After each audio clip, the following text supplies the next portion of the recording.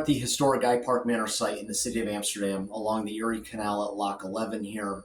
This building and the structure date back several hundred years. The property here, it was significantly damaged in 2011 during Hurricanes Irene and Tropical Storm Lee.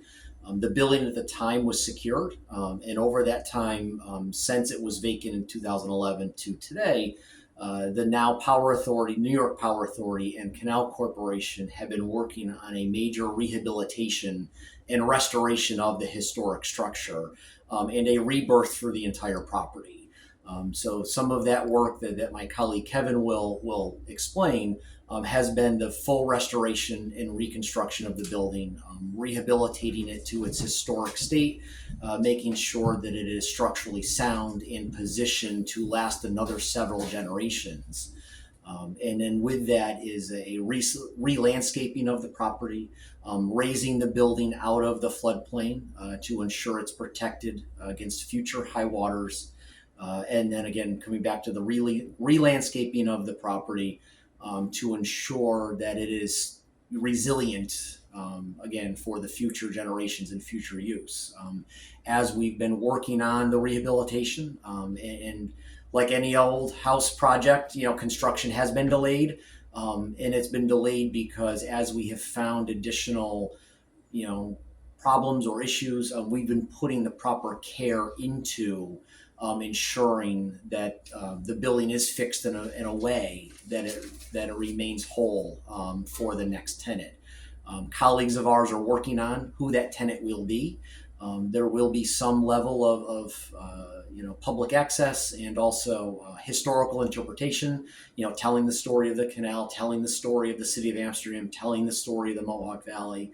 But the exact future tenant of the structure is still to be determined.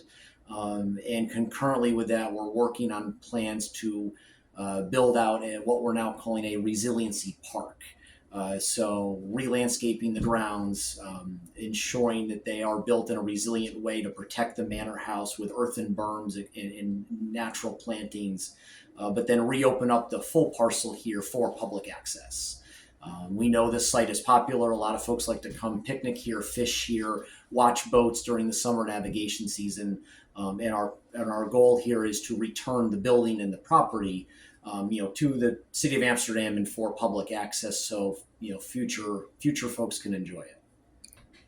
Well, it's been a challenge. The building was flooded in 2011, as Shannon mentioned. Our first method was to basically abate the building. The building did have some asbestos, it had some lead, so we had a contractor come in and abate the building, remove all the existing plaster, damaged material, mold material, rotted material. Once that was done, we came back in and re-inspected the building. That's when we found some additional repairs necessary due to the hidden features of the building behind the plaster and lath. So we did have to kind of put the project on a temporary hold for a very brief period of time, where we stood back with the project designers and the architects, and we came back out and reevaluated the building, and we came up with a scheme to make these structural repairs as quickly as possible. So as we started some of the repairs, our structural designer started redesigning some of the features of the building. We got the wheels rolling again. It did put a little delay in the project, but we're at a point now where all the structural repairs are complete. We're in the lifting phase. The lifting contractor is here.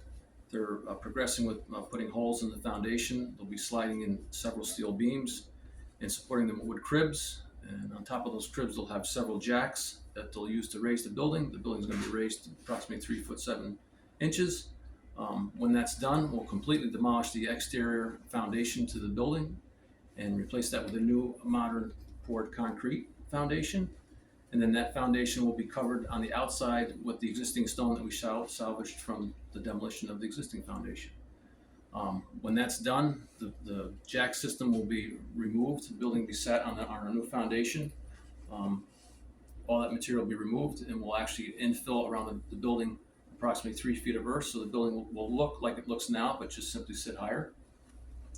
And then when that's done, we'll work on the outside of the building, which is going to involve repainting, patching some of the veneer wood, the soffit. It's getting a new roof with brand new slate, to match the existing slate, and then the whole building will be repointed throughout the whole structure. In 2011, I was tasked with putting the canal back in shape after the flood. That was probably one of the most challenging projects I've worked on here. We accomplished a lot of work to get the canal back open, but I would say this is probably second to that. This is a very challenging project. It is a very rewarding project because you can see it progressed, and now we're to the point now where lifting this building is going to be very interesting. I've never been involved with lifting a historic building. I've lifted a lot of steel structures. I've lifted the dam structures, but never lifted a stone building of this magnitude. So it's going to be interesting.